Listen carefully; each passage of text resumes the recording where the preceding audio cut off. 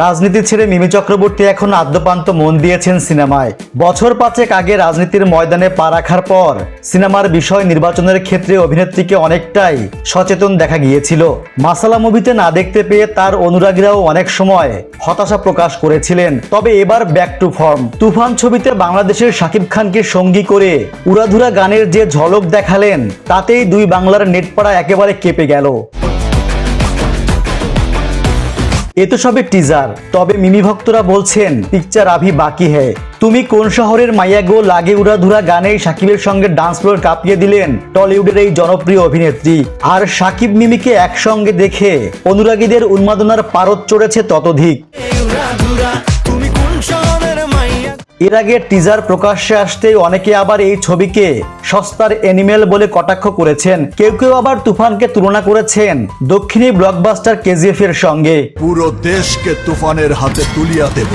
Animal ছবিতে রণবীর কাপুরের look ঠিক যেমন ছিল, তুফানের টিজারে একেবারে সেরকম ভাবে দেখা গিয়েছিল শাকিবকে।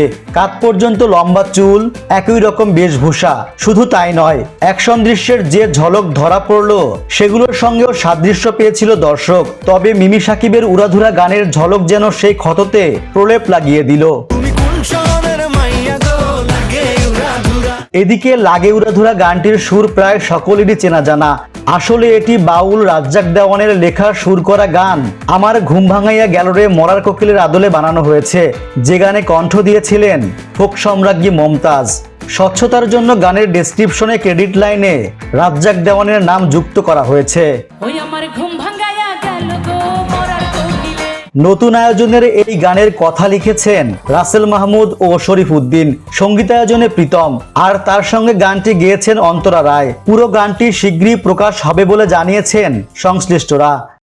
তুমি কোন শহরের মাইয়া গো? Popcorn TV, Dhaka.